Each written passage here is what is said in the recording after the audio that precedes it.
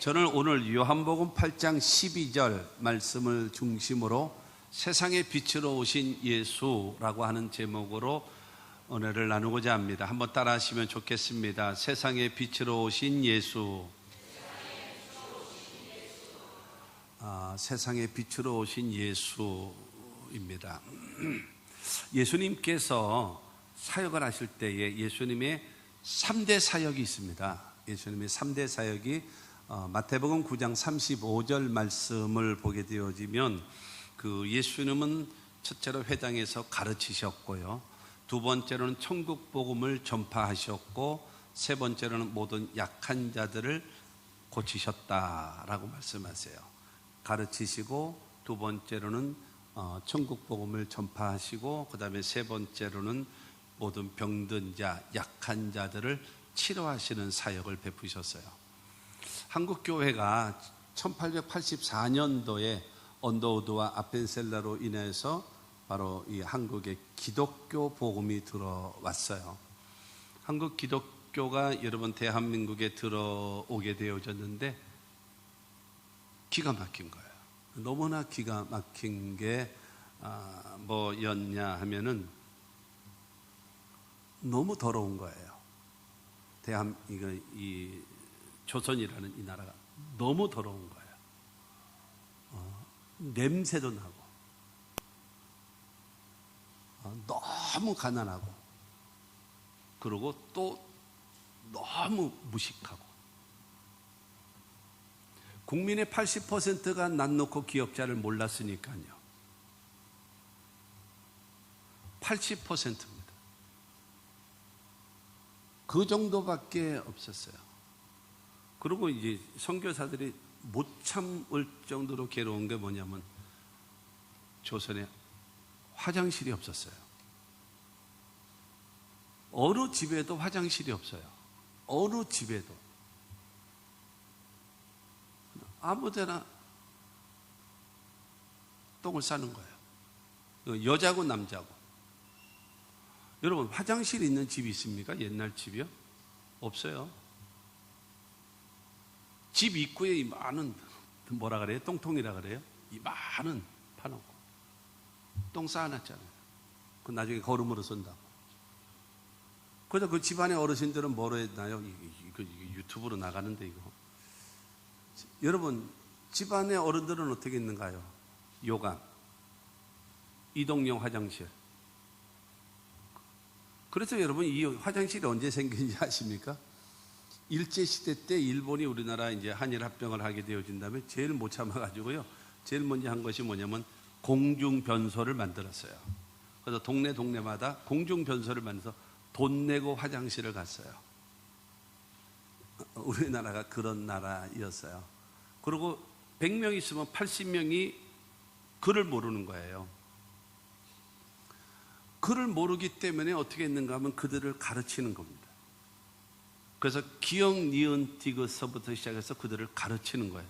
누가요? 선교사들이 와서. 기가 막히죠? 자기네들도 말할 줄 모르는 사람들이 가르치는 거예요. 가르치시고 그러면서 글을 띄게 만드는 거예요. 그러면서 그들에게 천국 복음을 전파하는 거예요. 복음을 전한 거예요. 그리고 여러분, 그래서 한국교회 옛날에는 한 교회, 한 학교 세우기 운동이 있었습니다. 한 교회, 한 학교 세우기 운동. 그래서 그때는 순복음이라는 자체가 없었으니까요. 미국에도 없었고, 순복음이라는 자체가 없었고, 그렇기 때문에 그 당시에는 뭐 성결교 정도까지는 있었죠. 그렇게 되어지는데, 한 교회, 한 학교 운동이 일어나면서 서울에 있는 큰 교회들, 지방에 있는 대형 교회들, 그러니까 그 당시에 이제 몇백 명 모이고 1000명 모이고, 예를 들어 이런 교회들이 무엇을 했는가 하면은 국민학교를 만들고, 중학교를 만들고, 고등학교를 만들고, 대형 교회들은 대학교를 만들었어요. 대한민국의 여러분 미션 스쿨, 그러니까 사립학교들의 반 이상이 전부 다 교회에서 세운 사립학교입니다. 교회에서 세운 거. 그래서 그들을 가르치는 거예요. 너무 글을 모르고 그를 모르면서 무슨 발전이 있겠습니까? 아무 발전을 기대할 수도 없는 거예요. 그래서 그들을 가르쳤어요. 그런데 온갖 뭐가 많은가 하면 또 비도 많이 오거나 이렇게 되면 온갖 병, 뭐 장티푸스, 콜레라, 뭐 이런 온갖 병들이, 왜냐하면 너무 지저분하니까 이게 그냥 창궐한 거예요. 그렇게 되어져서 여러분 대형교회와 선교사들을 중심으로 해서 세운 것이 병원입니다. 병원.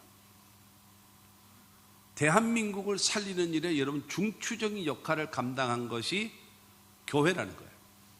예수님의 사역, 가르치시는 사역, 예수님의 사역, 천국 복음을 전파하시는 사역, 예수님의 사역, 여러분 병들고 약한 자를 고치시는 그 사역에 교회가 앞장섰습니다. 여러분 우리가 나라가 1945년도에 해방이 됐잖아요. 그러고 나서 46년도에 동아일보에서 설문조사를 했습니다. 설문조사를 했는데 우리나라가 어디로 갈 것인가? 미국과 같이 자유민주주의로 갈 것인가? 아니면 공산주의로 갈 것인가? 아니면 사회주의로 갈 것인가? 아니면 옛날 조선 왕조 때로 돌아갈 것인가? 설문조사를 했답니다. 그렇게 되어졌을 때에 사회주의로 가자 7%, 공산주의로 가자가 7%입니다. 그리고 사회주의로 가자가 70%였습니다. 그리고 미국과 같은 민주주의로 가자가 8%였습니다. 그리고 또 어떤 사람은 또 조선 왕조로 가자 하는 사람도 없지 않아 있었고요. 이렇게 되어져. 인간은 사회주의와 공산주의가 78%예요. 그러니까 100명 중에 78명이 사회주의와 공산주의로 가자라고 설문조사에 나왔던 거예요. 여러분 이래서 미국에서 귀국한 이승만 대통령이 큰일 난 거예요. 그래서 이 공산주의는 안 된다. 공산주의는 첫째 하나님이 없다. 공산주의 두 번째는 자유가 없다. 그렇기 때문에 공산주의와 사회주의는 절대로 안 된다. 그래서 여러분 이 국민들을 가르치면서 계몽하고 그를 가르치고 그들에게 천국 복음을 전파했던 한국 교회가 이승만 박사의 그 말에 의해서 여러분 공산주의는 안 됩니다. 미국과 같은 민주주의가 되어야 합니다. 라고 해가지고 여러분 민주주의로 우리나라가 되어진 거예요. 그렇지 않았으면 대한민국은 완전히 북한과 똑같은 공산주의가 될 수밖에 없는 위기에 처해 있었습니다. 그리고 그 당시에 여러분 대통령 후보 1순위가 누구였는가? 박헌영입니다.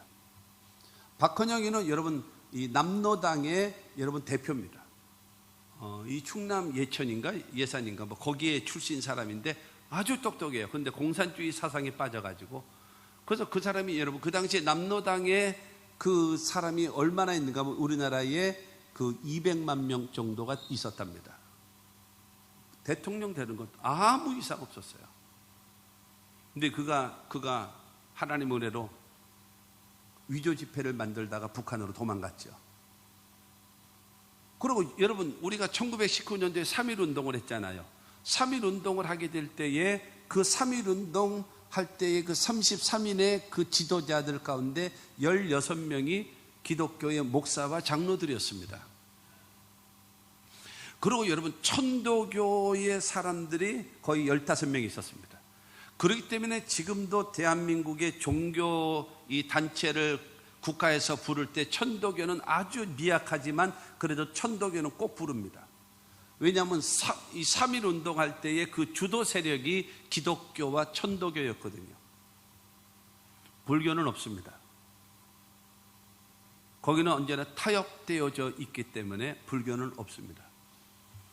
이렇게 되어져서 여러분 대한민국 만세 운동을 하고 태극기를 만들어서 그거를 보급하고 그 연결되어지는 일에 혁혁한 공을 세운 데가 어디냐면 한국 교회란 말이에요. 이처럼 여러분 대한민국의 교회라고 하는 것은요, 여러분 대한민국을 발전시키고 개화시키고 여러분 이 밑자락을 까는 일에 큰 역할을 감당한 것이 무엇인가 하면 하나님의 교회였습니다.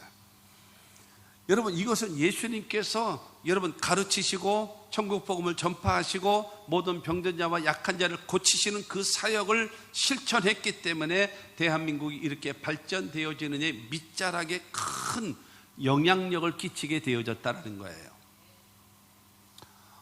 그렇기 때문에 여러분, 우리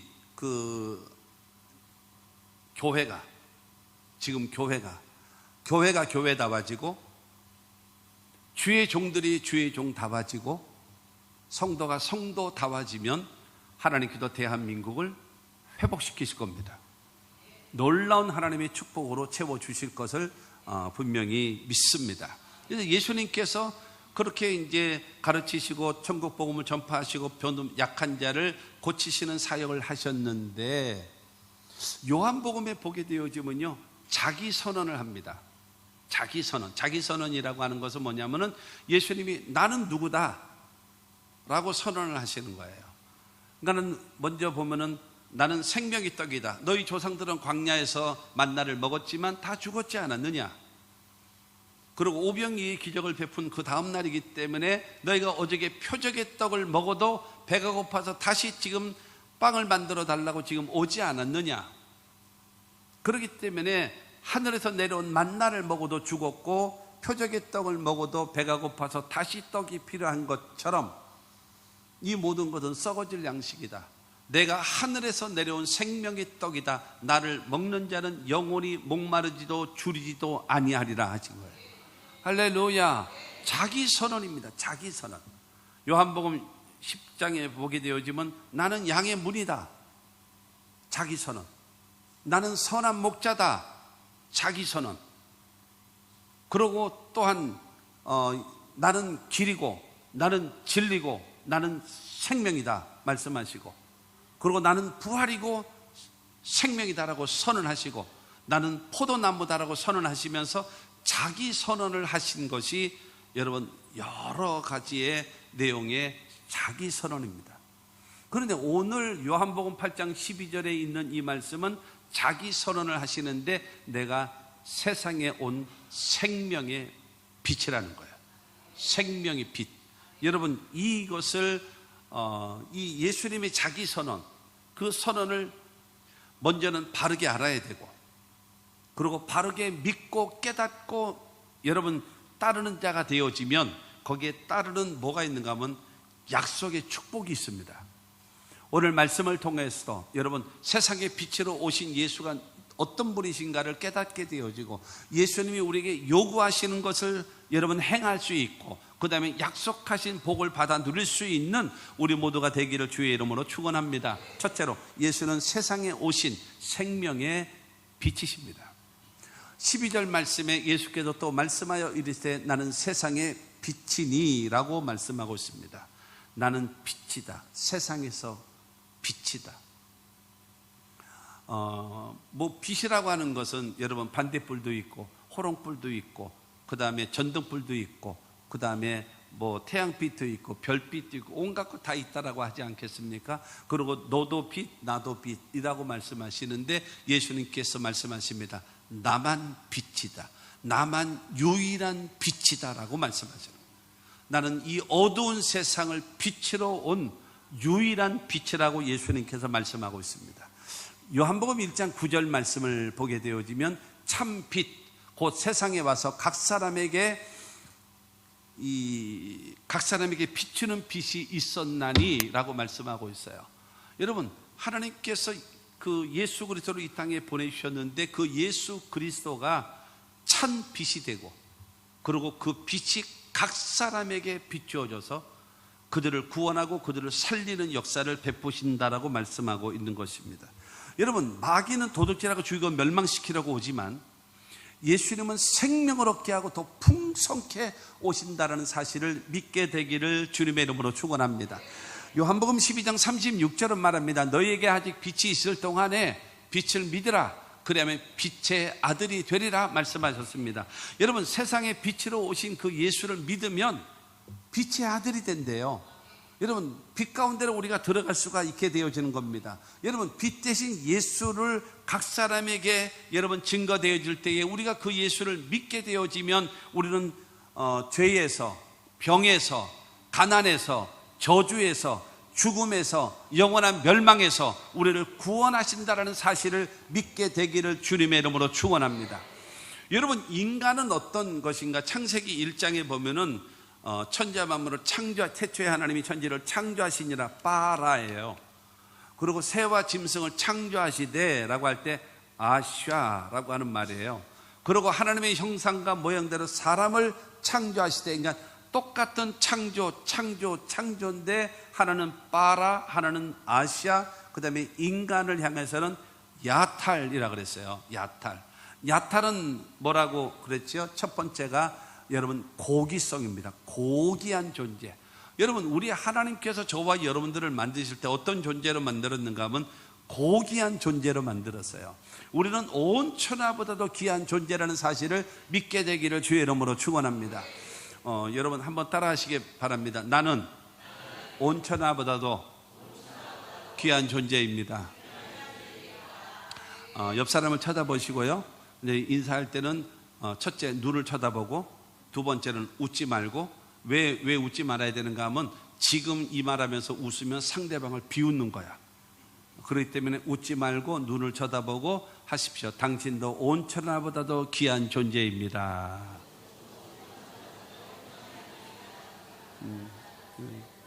여러분, 우리 모두 나는 온 천하보다도 귀한 존재이고, 뿐만이 아니라 여러분 옆에 있는 우리 모든 사람들도 온 천하보다도 귀한 존재라는 사실을 믿게 되기를 주님의 이름으로 축원합니다. 그렇기 때문에 여러분, 이 야탈 창조는 첫째는 고기성이거든요. 그 다음에 두 번째가 무엇인가 하면은 가능성입니다. 가능성. 그러니까 인간은 그냥 가능성 있는 존재. 가능성은요, 언제든지 그냥 가능성이에요.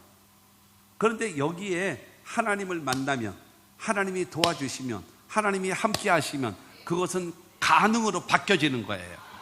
그러니까 인간이라고 하는 것은 스스로 무엇인가 할 수 있는 존재가 아니라 하나님이 함께 하시면, 하나님이 도와주시면, 하나님께서 나를 터치해 주시면 여러분 가능한 존재로 바뀌어지는 것, 그것이 우리들입니다. 그러므로 빛 대신 예수를 만나면 저와 여러분들의 인생이 바뀌어지게 되는 거예요.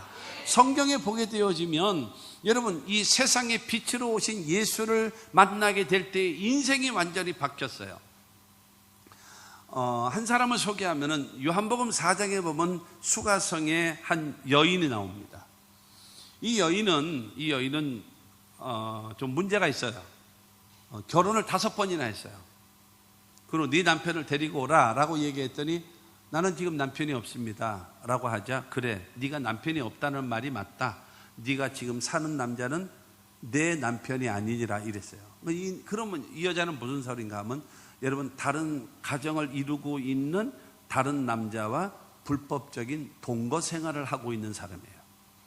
5번이나 결혼을 하고 지금 6번째에 살고 있는 사람은 여러분 불법적으로 동거하며 살아가고 있는 그 여인입니다.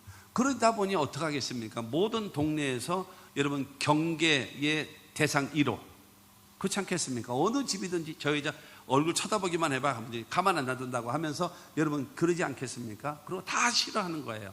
그러니까는 중동 지역, 그 사막 지역, 이제 중동이나 이 광야, 그 다음에 사막 지역은요, 낮에 정오 시간 12시를 전후해서 한 2시 정도 이때는요 사람이 안 다닙니다. 너무 덥기 때문에.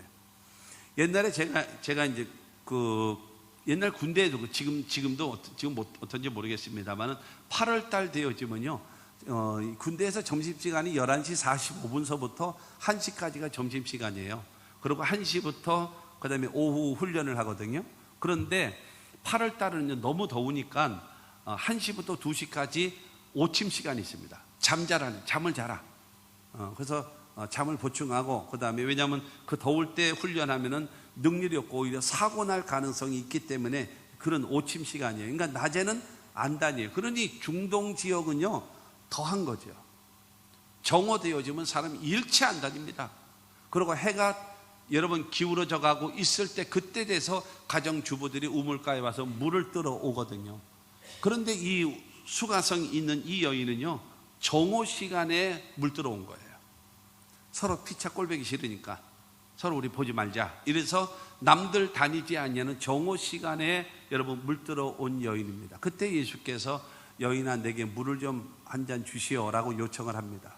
그러니까 여러분 딱 째려보면서 하는 말이, 아니 평상시에는 우리 가나안 사마리아 사람들을 사람으로도 여기지 않고 말 한마디 썩지 않는데 지금 목이 마르니까 지금 나한테 물 달라고 하시오? 탁 쏴붙이는 거예요. 그러자 예수께서 네가 주는 물을 마시면 다시 목마르지만 내가 주는 물을 먹는 자는 결코 줄이지도 않고 목마르지도 아니하리라 이랬어요. 그러니까 그 여인이 그러면 그 물 좀 나 좀 주세요. 그리고 다시는 물 들어오지 않게끔. 참 어리석은 여인이죠. 이제 그런 이야기를 하는 거예요. 그러면서 대화하면서 우리 조상들이 메시아가 오신다라고 했는데 언제 어떻게 오는지 모르겠습니다. 이제 내가 그니라, 내가 메시아다라고 말하는 거예요. 그러자 여러분 요한복음 4장 28절에서 30절 말씀을 보면 여자가 물동이를 버려두고 동네로 들어가서 사람들에게 이르되 내가 행한 모든 일을 내게 말한 사람을 와서 보라, 이는 그리스도가 아니냐 하니 그들이 동네에서 나와 예수께로 오더라. 여러분 이 수가성 여인이 사람들과의 교류가 없고 여러분 단절된 상태, 여러분 서로 피차 안 보면 좋은 이런 관계에 있는 사람이 예수를 만난 다음에 여러분 물동이를 버려두고 동네로 들어가서 내가 예수를 만났다라고 와서 보라고 하면서 여러분 이 사마리아 사람들에게 복음을 전하는 사람 중에 한 사람이 누구냐면 수가성 여인입니다. 생명의 빛으로 오신 예수를 만나면 그 여인의 인생이 바뀌는 거예요. 그래서 이 사마리아 사람들이, 많은 사람들이 예수를 믿게 됐거든요. 그런데 그들이 말합니다. 네가 전해 준 것 때문에 우리가 믿는 것이 아니라 우리가 저 예수의 말을 들어보니 참이더라. 그래서 우리는 믿기로 하였다라고 말하는 거예요. 그렇기 때문에 저와 여러분들은 바로 무엇인가 하면 내가 예수를 만나게 되고 내가 만난 예수를 전해서 그 사람도 구원받게 만드는 하나님의 사람들이 되어지기를 주님의 이름으로 축원합니다. 또 한 사람을 또 얘기한다면 누가복음 19장에 죄인의 대명사라고 불리우는 삭개오라고 하는 사람이 있었습니다. 로마의 지배를 받고 있었던 사람인데 이 사람은 세무 공무원이에요. 그런데 더군다나 세리장, 지금으로 말하면 국세청장이나 아니면 세무서장 정도의 위치에 있는 사람이죠. 그래서 그 유대인들에게 세금을 걷어들이고 그 다음에 로마에게 얼마 갖다 상납을 하고 그 다음에 나머지들은 자기네가 착복을 하는 그런 죄인의 대명사, 매국노 이렇게 취급을 받는 사람이었거든요. 근데 이 사람이 예수를 만나고 싶은 거예요. 예수가 지나간다는 소식을 듣자 돌무화과 나무라고 얘기하는 옛날에 뽕나무라고 하는 곳으로 올라가죠. 올라가서 예수가 지나가는 모습을 이렇게 보는 거죠. 그때 예수께서 삭개오야 내려오너라, 내가 오늘 내 집에 유하여야 되겠다라고 하면서 여러분 삭개오의 집으로 예수님께서 초청하지도 않았는데 그 집으로 자청해서 들어가시는 거예요.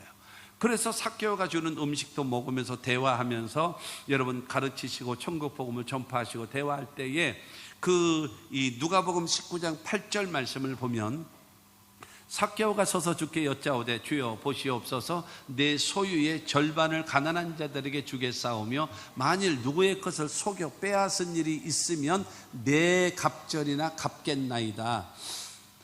예수를 만나기 이전에는 자기가 돈을 벌고 있었을 때는요 사람이 안 보였어요. 그런데 예수를 모셔드리고 내 마음에 기쁨이 생기고 변화되어지자 가난하고 굶주린 사람들이 생각나고 보이기를 시작하는 거예요. 그래서 내 재산의 절반을 뚝 잘라서 그들에게 나눠주겠습니다라고 말을 해요. 그리고 내가 이 재산을 모으기 위해서 내가 직위를 이용해서 빼앗은 것이 있다면 네 갑절이나 갖겠습니다 그러는 거예요. 예를 들어서 상대방에게 10,000원을 여러분 이 부당 이득을 취했다면 성경에 보면은 그 5대 제사가 번제, 소제, 화목제, 속제제, 속건제 5대 제사거든요. 근데 5대 제사 가운데 5번째가 속건제입니다. 이 속건제는 상대방 다른 사람에게 물질적 아니면 금전적 손해를 끼쳤을 경우에는 5분의 1, 20%를 변상하고 그러고 나서 하나님 앞에 이 속제제의 이 속건제의 제물을 드려서 용서를 받으라. 이것이 율법에 되어져 있거든요. 그런데 지금 삭개오는 말하는 것입니다. 4배를 갚아주겠습니다. 10,000원을 손해를 끼쳤다면 얼마를 주면 되는가 하면 12,000원을 주면서 미안해요, 내가 다시는 이런 일 안 할게. 그러고 나서 화해하고 그러고 하나님 앞에 속건제를 드리면 되는데, 삭개오는 말하는 것입니다. 40,000원을 갚아주겠다라는 거예요. 이 소리는 뭐겠습니까? 아무리 삭개오가 재산이 많다 할지라도 다른 사람을 지기를 이용해서 돈을 여러분 착복한 것을 4배나 갚아준다고 하게 되어지면, 더군다나 재산 절반을 잘라서 가난한 사람들에게 주고 그 다음에 4배로 변상하게 되어지면 파산하죠. 여러분, 이 말은 무슨 말이겠습니까? 여러분, 삶의 가치를 돈을 버는 데 두는 것이 아니라 사람답게 사는 거에 가치로 변화된 거예요. 그리고 내가 남의 것을 뺏은 것을 4배나 갚아주겠다라고 얘기하는 것은 이런 삶을 다시는 살지 않겠다라고 하는 완벽한 회개의 모습을 보여주고 있는 겁니다. 그럴 때 예수님께서 누가복음 19장 9절 말씀에 보면은 예수께서 이르시되 오늘 구원이 이 집에 이르렀으니 이 사람도 아브라함의 자손이라고 말씀하십니다. 구원이 이 집에 이르렀다라는 거예요. 이 사람이 하나님의 자녀가 되어졌다라는 거예요. 이 집에 하나님의 나라가 세워졌다라는 겁니다. 그리고 이 사람이 아브라함의 자손이라는 거예요. 천국 백성이 된다라는 겁니다. 할렐루야. 여러분, 생명의 빛 대신 예수를 만나면 이처럼 수가성 여인과 같이, 이 삭개오와 같이 변화의 역사가 이루어진다는 사실을 믿으시기를 바랍니다. 그러면 내가 예수 믿은 지 30년, 나는 40년, 나는 50년, 나는 60년, 예를 들어서 이랬는데 신앙의 변화가 없다면, 그의 인격의 변화가 없다면, 그의 삶의 변화가 없다면, 여러분 스스로 생각해 보십시오. 내가 정말로 생명의 주님을 만난 사람인가 생각해 보십시오. 오늘 밤 예수님 오시면 나는 그 주님을 맞이할 수 있을까 심각하게 생각해 보십시오. 여러분, 빛이 임했는데 어둠이 안 물러갑니까? 그러면 그 빛이 가짜죠. 아니면 그 빛을 맞이한다라고 하는 그 신앙 고백이 가짜던가, 둘 중에 하나죠. 진정으로 여러분, 빛이 임했는데, 빛과 어둠이 공존하는 거 있습니까? 없어요. 불가능해요. 빛이 있으면 어둠은 소멸돼 버립니다. 그러나 빛이 탁 꺼져 버리면 순간적으로 어둠이 장악해 버리는 거예요. 극과 극이라는 거예요. 그렇기 때문에 예수를 만나게 되어지면 신앙의 변화와 인격의 변화와 인생의 변화가 나타나게 된다라고 하는 것입니다. 생명의 빛 대신 예수를 만나면 무슨 죄를 지었다 할지라도 용서받는 겁니다. 생명의 빛 대신 예수를 만나면 어떤 병에 걸렸든지 치료받게 되는 겁니다. 생명의 빛 대신 예수를 만나면 여러분, 귀신의 억압에 눌린 사람일지라도 자유함을 얻을 수가 있는 것입니다. 생명의 빛 대신 예수를 만나면 내 일상적인 삶에 오병이어라든가 가난 잔치에 물이 변화해 포도주로 변화된다든가 질병이어가 나타난다든가, 여러분 이와 같은 여러분 일상적인 삶의 기적을 베풀어 주실 것입니다. 생명의 빛 대신 예수를 만나게 되어진다면 풍랑을 잔잔케 하시고 풍랑이를 걷기도 하시고 무화과 나무를 저주하시자 즉시로 말라버리기도 하셨던 자연을 굴복시키시는 그 역사를 베푸신다는 사실을 믿으시기를 바랍니다. 여러분, 그것이 생명의 빛 대신 예수라는 겁니다. 이 예수를 저와 여러분들은 믿고 섬기는 우리 모두가 되어져야 됩니다. 요한복음 11장 25절과 26절은 말합니다. 예수께서 이르시되 나는 부활이요 생명이니 나를 믿는 자는 죽어도 살겠고 무릇 살아서 나를 믿는 자는 영원히 죽지 아니하리니 이것을 내가 믿느냐. 나는 죽었다가 다시 살아나는 부활의 존재다. 나는 영원한 생명, 하나님의 생명을 하고 불어서 넣어주는, 영생을 주는 존재다. 나는 부활이고 나는 너에게 영원한 생명을 넣어주는 생명이다. 나를 믿는 자는 죽어도 산다. 나를 믿는 자는 살아서 믿는 자들은 영원히 죽지 않는다. 믿으라고 말씀하고 있는 것입니다. 여러분, 이 생명의 빛으로 오신 예수 그리스도를 믿게 되기를 바랍니다. 이 예수를 모셔드리시기를 주님의 이름으로 축원합니다. 두 번째로 생명의 빛 대신 예수를 따르라는 겁니다. 이 생명의 빛 대신 예수께서 저와 여러분들에게 요구하시는 것이 있습니다. 그것이 무엇일까요? 나를 따르라. 나를 따르라. 나를 따르라고 하는 것은 무슨 말이겠어요? 군인들이 여러분 지휘관들의 명령에 이유 없이 순종합니다. 이유 없어요. 그리고 노예들이 자기의 생사 여탈권의 주관자가 되는 이 주인의 명령에 무조건 순종합니다. 이유가 없어요. 여러분 임금의 명령에 백성들은 이유 없이 순종합니다. 이처럼 예수님께서는 생명으로 빛으로 오신 예수께서 여러분 예수를 믿고 섬기겠다라고 하는 그들에게 주님 말씀하시는 겁니다. 나를 따르라. 나를 따르라. 나를 따르라는 거예요. 여러분 나를 따르라고 얘기하는 것은 무엇인가 하면 내 제자가 되라. 나를 따르라고 얘기하는 것은 뭐예요? 나를 본받으라. 나를 따르라고 얘기하는 것이 무엇인가? 나처럼 살아라. 이것을 말씀하고 있는 겁니다. 여러분 에베소서 4장 15절 말씀을 보면 오직 사랑 안에서 참된 것을 하여 범사에 그에게까지 자랄지라. 그는 머리니 곧 그리스도라. 여러분 교회의 머리는 누구신가? 예수 그리스도가 교회의 머리. 교회의 머리라는 것은 뭐예요? 주인이시다. 우리 교회의 주인이 누구예요? 하나님이십니다.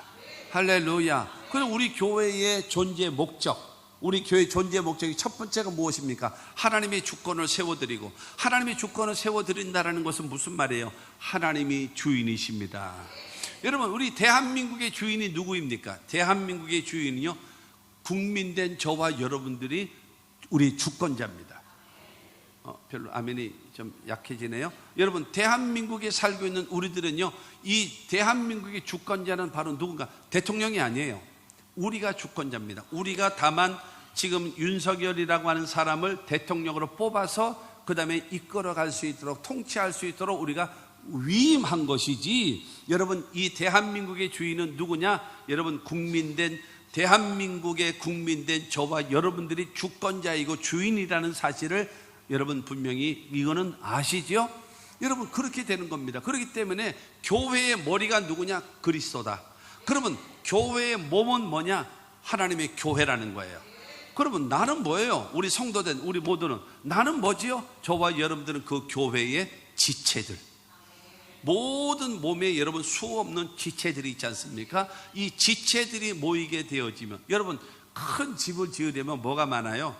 벽돌이 많은 거죠. 벽돌이 많으면 큰 집 되는 거예요.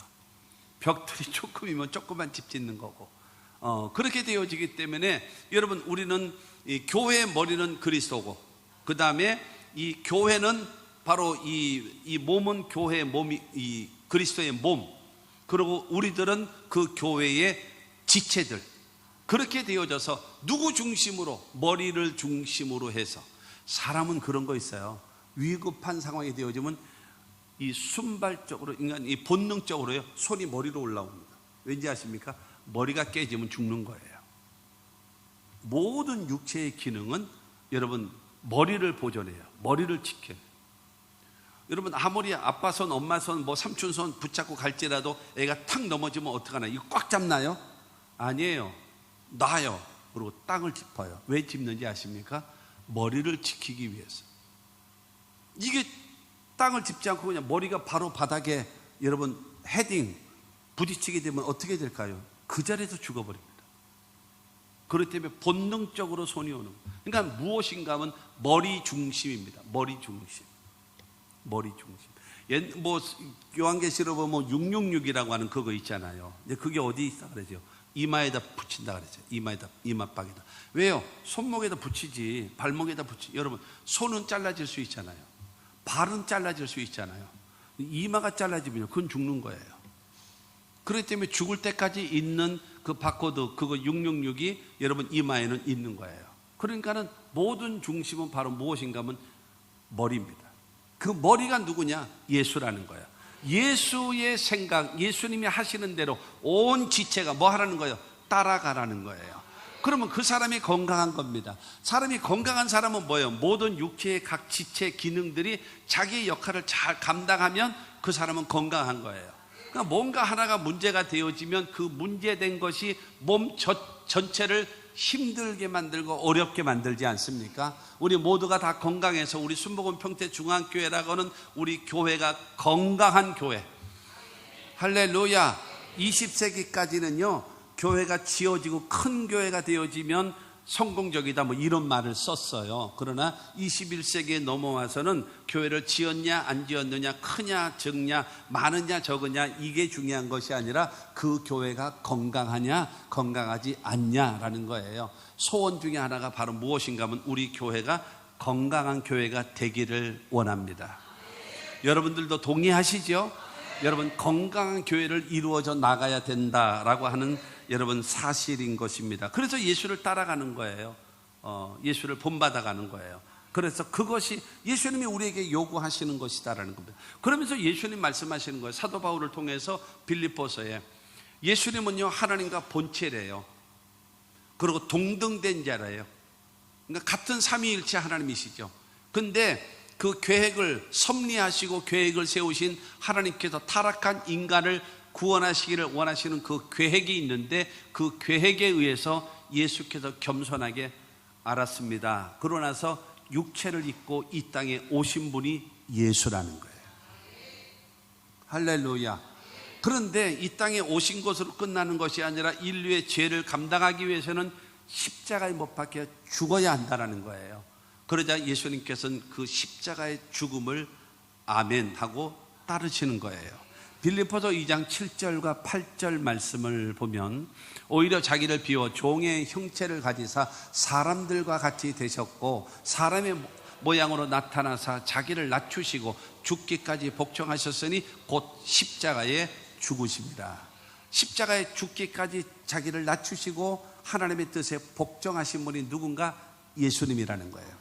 그러자 하나님께서 그를 지극히 높였다는 것은 죽은 자리에서 부활시키셨다는 거고요. 그 다음에 하나님의 나라로 승천시키신 것이고, 그 다음에 하나님 보좌 우편에 앉게 하시고, 그 다음에 마지막 때에 산자와 죽은 자를 심판하러 예수님 다시 오시는 주님이라는 사실을 믿으시길 바랍니다. 하나님이 그를 지극히 높이셨어요. 그리고 하늘에 있는 자와 땅에 있는 자와 땅 아래에 있는 자로 하여금 예수의 이름 앞에 무릎을 꿇게 만들고, 그래서 예수 그리스도를 경배의 대상, 예배의 대상으로 만들어 놓으셨고, 그 다음에 모든 입으로 예수를 나의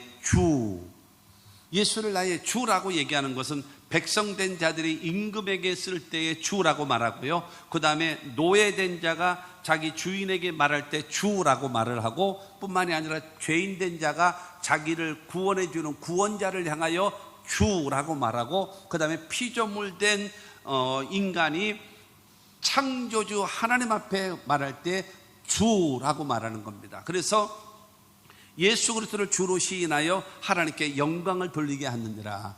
예수 그리스도가 나의 왕이십니다. 예수가 나의 주인이십니다. 예수가 나의 구원자이십니다. 예수가 나의 하나님입니다 라고 고백하게 되어지면요, 하나님이 영광을 받으신대요. 할렐루야. 여러분, 그 역사를 이루시는 거예요. 그렇기 때문에 예수님께서 말씀하시는 겁니다. 이것을 배우라, 이것을 따라해라. 여러분, 그렇잖아요. 심고 거두는 법칙이 없이 되어지는 거 있습니까? 없어요. 거저되는 거 있습니까? 아무것도 없어요. 주님의 말씀 따라 여러분 순종하며 살아가는 거예요. 여러분, 그 주님을 따라가는 게 쉬운가요? 말처럼 쉬운 게 아니에요. 그래서 마태복음 16장 24절 말씀을 보면, 이에 예수께서 제자들에게 이르시되 누구든지 나를 따라오려거든 자기를 부인하고 자기 십자가를 지고 나를 따를 것이니라 말씀하세요. 예수님의 뒤를 따라가야 돼요. 그러면 나를 따라오려면 가지고 있어야 될 태도가 있다. 첫째로 자기를 부인해야 된다. 자기를 부인한다는 것은 무슨 말이겠습니까? 나라고 하는 존재가 있어요. 나의 고집이 있어요. 나의 스타일이 있어요. 나의 방법이 있어요. 여러분이 난 지금 죽어도 여한이 없어요. 신앙에도 마찬가지고 인격에도 마찬가지고 인생도 마찬가지고 어떤 면에서 난 지금 죽어도 여한이 없습니다. 그렇게 생각하시는 분이 있습니까? 그는 조금 혹시 공주병은 아닌가요? 왕비병은 아닌가요? 한번 그거를 돌이켜 보시고 그것이 아닌 상태에서 난 지금 죽어도 여한이 없습니다라고 얘기하면 그 방법대로 쭉 사십시오. 뭐 죽어도 여한이 없는데 뭐. 그러나 뭔가 내 신앙에, 뭔가 내 인격에, 뭔가 내 인생에, 나의 살아가는 삶에 뭔가 조금 변화가 있어야 되겠다라고 생각되어진다면 바뀌셔야 합니다. 그게 뭐냐? 자기를 부인하는 거예요. 내 생각이 살아있어요. 내 방법이 살아있어요. 그러니까 성경에 보니 그러잖아요. 나아만이 나병에서 치료받기 위해서 왔을 때에 요단강에서 7번 목욕하랍니다. 그러면 당신의 살이 깨끗해진대요 라고 여러분 사환이었던 게하시가 말을 하지요. 그때에 나아만이 화를 내면서 내 생각은 그렇지 않아. 내 생각은 그렇지 않아. 아니 지가 뛰쳐나와야지. 내가 군대 장관이니까 나한테 예를 갖춰야지. 그리고 자기의 신의 이름을 부르면서 주술 행위를 하면서 그 다음에 나를 낫게 해줘야지. 뭐 요단강에서 7번 목욕하라고? 내 생각은 그렇지 않아. 그게 자기입니다. 자기. 예수님께서 말씀하십니다. 자기를 부인하라. 네 생각 버려. 실패자 아니니? 잘못된 인생을 살아왔다고 하지 않니? 그 방법을 계속 고수하고 있니 너? 버려. 그리고 두 번째가 뭐예요? 자기 십자가를 지라는 거예요. 자기 십자가가 뭔가요? 내가 져야 할 십자가입니다. 여러분 때로는 그 십자가가요 여러분의 부모님일 수도 있어요.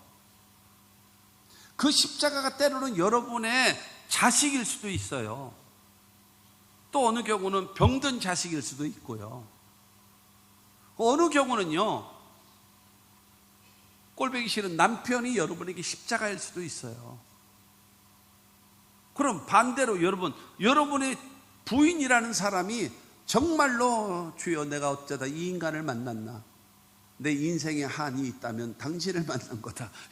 남자가 말을 하고 여자가 말을 하고 이런 말이 있는 것처럼 여러분 때로는 남편이 내 십자가가 될 수도 있고 여러분 그런데 이거 자꾸 우리는 뭐 하려고 하는가 하면 벗어버리고 싶은 거예요. 벗어나고파 자유롭기를 원하는 거예요. 그런데 예수님 말씀하십니다. 자기 십자가를 져라. 네가 선택하지 않았냐? 네가 선택한 거 네가 감당해야지. 누가 감당해? 사랑하는 성도 여러분, 이와 같은 성경이 원하는 방식을 따를 줄 알아야 성도지. 세상 방법으로 삽니까? 자기를 부인하고 그 다음에 두 번째는 자기 십자가를 지고 주님을 따라가라는 거예요. 그것이 하나님의 사람의 모습이다라는 거예요. 주님을 따르는 자의 모습입니다. 이걸 구체적으로 말씀드리겠습니다. 구체적으로 주님을 따르는 자의 모습은 뭐냐? 에베소서 5장 8절과 9절입니다. 시작. 너희가 전에는 어둠이더니 이제는 주 안에서 빛이라. 빛의 자녀들처럼 행하라. 빛의 열매는 모든 착함과 의로움과 진실함에 있느니라. 전에는 어둠이었어요. 근데 지금은 빛이래요. 전에는 어둠, 지금은 빛. 그러면 빛이 됐으면 빛이 된 사람처럼 살아야죠. 그럼 빛의 자녀들처럼 행하라. 그럼 빛의 열매가 뭐냐? 모든 착함.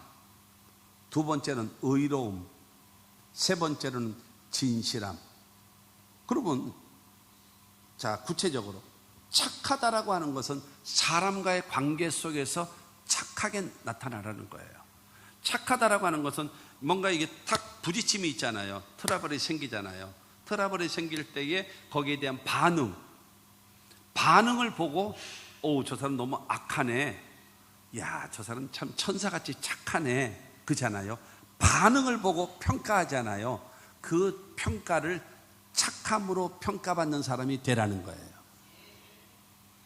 구체적으로 여자 성도님들한테 보충 설명 하나 잠깐 집어넣겠습니다. 여러분의 자녀가 말에 실수를 했어요. 여러분의 아들과 딸이 실수를 했어요. 그런데 여러분의 남편이 그 다음에 또 그런 말을 실수를 했어요. 그럴 때 여성 동지 여러분은 어떠시나요? 남편은 쥐잡듯이 잡아버리고 아들과 딸은 한없는 넓은 아량으로 용서를 해주는, 그거는 개통 철학입니다. 여러분, 왜 자식에게는 한없는 아량으로 관용으로 덮어주고 있고, 그 다음에 너 이때 잘 만났다, 너는 내 손에 죽어봐라 이러면서 남자를 쥐어짜듯이 잡아야 됩니까? 여러분, 중요한 거는 착함으로 나타나는 거예요. 착함으로. 그리고 하나님 앞에는요, 의로움으로. 의로움이라고 하는 것이 무엇인가 하면 하나님이 내게 말씀하시고 말씀하신 바를 순종하고 실천하며 살아가는 것이 의로움입니다. 그 다음에 진실함이라고 하는 것은요, 내가 내 자신 앞에 주여 진실하게 하소서, 오늘 하루 순간을. 여러분, 내 자신은 정직하고 진실한 사람, 사람들과의 관계 속에서는 착함으로, 하나님 앞에는 의로움으로, 내 자신 앞에는 진실한 사람, 그것이 예수를 따르는 사람이라는 거예요. 그러면 하나 질문할 수 있을 거예요. 아니, 기독교가 윤리의 종교는 아니래잖아요. 기독교는 도덕의 종교가 아니잖아요. 꼭 그렇게 해야 되나요? 여러분 기억하십시오. 저와 여러분들이 만나는 사람이 있잖아요. 직장에서 만나고, 사업장에서 만나고, 거래처하고 만나고, 그 다음에 친구들하고 만나는, 이 모든 만나는 사람들이 다 누군가요? 전도 대상자들이에요. 그 전도 대상자들 앞에 예수 믿는 사람이 악하면 여러분 그 사람한테 얘기해 보세요. 예수 믿으라고. 너나 잘 믿고 너나 인간이 되라 이러지. 오히려 나 때문에 그 사람이 예수를 믿고 싶어도 나 때문에 안 믿어. 그렇기 때문에 사람들과의 관계 속에서 착함이 나타나야 돼요. 자기 자신은요, 진실해야 되고, 하나님 앞에는요, 말씀에 순종하는 의로움이 나타나요. 이것이 바로 무엇인가 하면 예수님을 믿고 섬기는, 따르는 사람에게 주시는 요구사항입니다. 할렐루야. 세 번째로, 생명의 예수를 따르는 자에게 주시는 약속, 축복의 약속입니다. 12절 말씀 후반입니다. 나를 따르는 자는 어둠에 다니지 아니하고 생명의 빛을 얻으리라 말씀하세요. 예수를 믿고 따르는데 일시적으로 따라가는 것이 아니라 변함없이 믿고 따라가고 순종하는 그 사람에게 하나님이 약속하셨습니다. 첫째로, 어둠에 다니지 않게 하신다라는 거예요. 어둠에 다니지 않게 하신다. 12절에 말하자, 나를 따르는 자는 어둠에 다니지 아니하고 라고 말해요. 다시는 어둠에 들어가지 않게끔 만들어줄게. 다시는 불신앙으로 들어가지 않게 만들어줄게. 다시는 불순종하는 사람이 되지 않도록 내가 인도해 줄게 라고 예수님 말씀하시는 것입니다. 골로새서 1장 13절 14절 말씀을 보게 되어지면, 그가 우리를 흑암의 권세에서 건져내사 그의 사랑의 아들의 나라로 옮기셨으니 그 아들 안에서 우리가 속량곧 죄사함을 얻었도다 말씀하세요. 우리는 흑암의 권세, 어둠의 세력, 마귀의 권세에 꽉 잡혀 있었어요. 그런데 저와 여러분 거기서 건져내서 사랑의 아들의 나라, 하나님의 나라, 여러분 빛의 나라로 우리를 옮겨주셨답니다. 근데 무엇 때문에 옮겨주셨는가? 그 아들 예수 그리스도가 우리의 죄를 위하여 죽으시고 우리를 의롭게 하기 위하여 부활하심으로 인하여서 우리들은 흑암의 권세에 있던 우리들을 핏값으로 사서 저와 여러분들을 하나님의 사랑의 아들의 나라로 옮겨진 바 되어졌다. 할렐루야. 그러므로 나의 주인은 흑암이 아니에요. 나의 주인은 마귀가 아니에요. 나의 주인은 귀신이 아니에요. 나의 주인은 하나님이십니다. 나의 주인은 예수님이십니다. 할렐루야. 그래서 여러분, 우리는 사랑의 아들의 나라로 옮겨진 바 되어졌다는 거예요. 그러니까 얼굴 피고 다니란 말이에요. 자신 있게 살라는 거예요. 당당하게 살라는 거예요. 하나님의 백성답게 자유를 누리며 살아가는 저와 여러분들이 다 되시기를 주님의 이름으로 축원합니다. 그러면 흑암의 권세에 있었지만 지금은 사랑의 아들의 나라로 옮겨진 바 되어졌으면, 고린도전서 13장 11절에 그런 말씀이 있습니다. 내가 어렸을 때에는 말하는 것이 어린아이와 같고 깨닫는 것이 어린아이와 같고 생각하는 것이 어린아이와 같다가 내가 장성한 자가 되어져서는 어린아이의 일을 버렸노라. 여러분, 천국에 대해서 말할 때는 어린아이와 같이 하면 천국을 들어가지 못하리라. 그거는 순수함을 말하는 것이고, 그 다음에 내가 어렸을 때에는 라고 하는 이 말은 무슨 말인가 하면 배우지를 않았기 때문에 어리석은 거를 말합니다.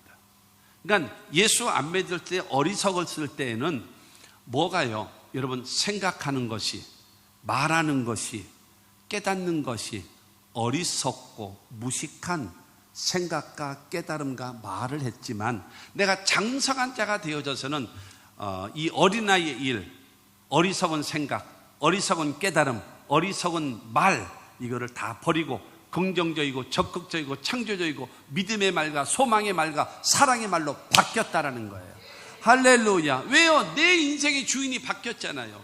흑암의 권세에 눌려있던 사람과 여러분 하나님의 사랑의 아들로 옮겨진 사람과 달라졌잖아요. 여러분, 달라진 것을 느끼십니까? 그 가운데 살고 있습니까? 아니에요. 여전히 죄 가운데 있나요? 여러분, 웃기는 예화 하나 이게 지금 갑자기 생각났어요. 옛날에 어느 저기 보니까는 한참 가는 길에 마차가, 어느 할머니가 머리다 이고 양쪽에 손을 쥐고, 머리다 이고 양쪽에 참 기가 막힌 실력이죠. 이렇게 들고 나가지고 짐을 들고 가네요. 그러다 마차를 타고 가는 분이 딱 세우자, 할머니 저희 가는 길에 모시다 드릴까요? 타세요. 그랬더니 감사합니다. 그러고 나서 여러분 올라타더래요. 그래서 이제 마차를 이제 다시 쭉 가고 있는데 잘 편히 가시나 하고 이렇게 봤더니 이 할머니가 마차 위에 서가지고 머리에 짐을 지고 양손에 손을 들고 앉아 빠지려고 애를 쓰고 상상력이 없으시구나.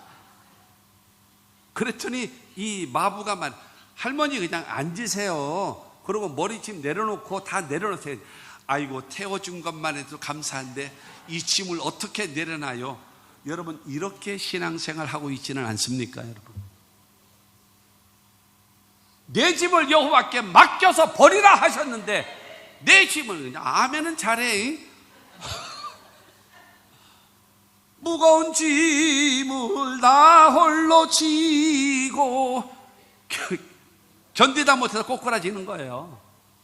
여러분, 흑암의 권세에서 그의 사랑의 아들의 나라로 옮겨졌으니 자유함 가운데, 할렐루야, 그렇게 살아가는 거예요. 생각도 달라지고 깨닫는 것도 삐딱하게 깨닫지 말고 올바르게 깨달으시고, 생각하는 것도 올바르게 할 수 있는 하나님의 사람들. 그러면요, 이렇게 되어지면 어떻게 되는지 아십니까? 복 있는 사람은 악인의 길 쫓지 않고 죄인의 길을 서지 않고 오만한 자리에 앉지 아니하고 노 하고 딱 거절해요. 그리고 여호와의 말씀을 즐거워하고 그 말씀을 죄로 묵상해요. 그랬더니 하나님께서 오냐 너는 시냇가에 심은 나무다. 두 번째로 너는 철을 따라 과실을 맺는다. 세 번째로 내 잎사귀가 마르지 않는다. 네 번째로 하는 모든 일이 형통하리라. 이게 복 있는 사람이에요. 하나님 원치 아니하는 건 노 하고 거절하고, 하나님 원하시는 말씀에 즐거워하고 기뻐하고, 그랬더니 하나님께서는 그에게 물가에 심은 나무가 되어지고, 그 다음에 여러분 때를 따라 열매를 맺고 잎사귀가 마르지 아니하는 것처럼 조화와 균형이 맞춰서 영혼도 잘 되고 범사도 잘 되고 강건하고 여러분 모든 생활도 잘 되는, 여러분 이 잎사귀가 마르지 아니하는 축복과 그 다음에 하는 모든 일을 형통케 하시는 이 은혜가 여러분에게 있게 되기를 바랍니다. 이게 축복이에요. 이와 같은 삶을 살아가는 시편 56편 13절 말씀을 보세요. 주께서 내 생명을 사망에서 건지셨습니다. 주께서 나로 하나님 앞 생명의 빛에 다니게 하시라고 실족하지 아니하게 하지 아니하셨나이까. 저게 무슨 말이에요? 여러분, 하나님께서 나의 생명을 건져 주셨어요. 그리고 하나님 앞에, 그리고 생명의 빛을 걸어갈 수 있도록 하나님은 나를 실족하지 않게 해 주신답니다. 여러분, 그 은혜 가운데 살아갈 수 있는 우리 모두가 되기를 바랍니다.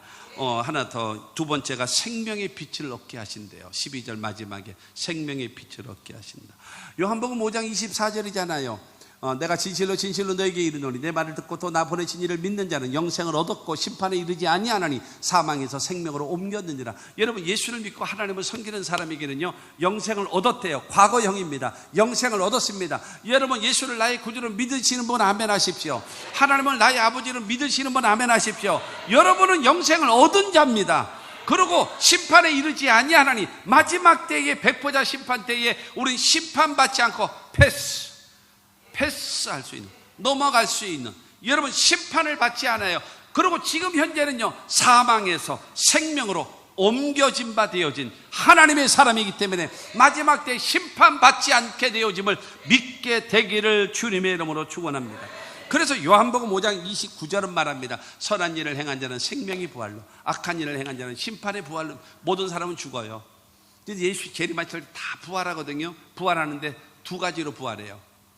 첫째는 생명의 부활로, 영생과 천국을 얻기 위해서. 두 번째는 지옥과 멸망으로 가기 위해서 심판의 부활로 나와요. 선한 일이 무엇입니까? 예수를 믿고 하나님을 섬기는 것이 선한 일입니다. 악한 일이 무엇입니까? 예수 믿지 않고 지방법대로 살아가는 것이 악한 일이에요. 그러므로 저와 여러분들은 마지막 때에 생명의 부활로 나오는 우리 모두가 됩시다. 결론으로 말씀드립니다. 여러분, 시편 119편 105절은 말합니다. 주의 말씀은 내 발의 등이요 내 길의 빛이니이다. 여러분, 요한복음에 그러잖아요. 태초에 말씀이 계시니라. 이 말씀이 하나님과 함께 계셨으니 이 말씀은 곧 하나님이시라. 말씀이 하나님이십니다. 그런데 이 말씀이요, 3절에 보면 천지와 만물을 창조하셨다라고 말씀하고 있어요. 그런데 요한복음 1장 14절 말씀 보면요, 말씀이 육신이 되어 우리 가운데 거하심에 그의 영광을 보니 독생자의 영광이요 은혜와 진리가 충만하더라. 말씀이 하나님이신데, 그 말씀이 천지와 만물을 창조하셨는데 그 말씀이 육신이 되어 우리 가운데 오신 분이 예수다 라고 성경은 말하고 있어요. 그런데 그 예수께서 지금 시편 119편 105절 말씀처럼 주님께서 하나님의 말씀을 통해서 내 발의 등, 발이라고 하는 것은 현재를 말합니다. 그리고 내 길의 길이라고 하는 것은 미래를 말합니다. 주님께서는 말씀으로 내 현재의 삶에 말씀으로 비춰주시는 등이 되어주시고, 그 다음에 내가 가야 할 미래에 여러분 빛이 되어져서 서치라이트처럼 쫙 비춰주시는 그 역사를 베풀어 주신답니다.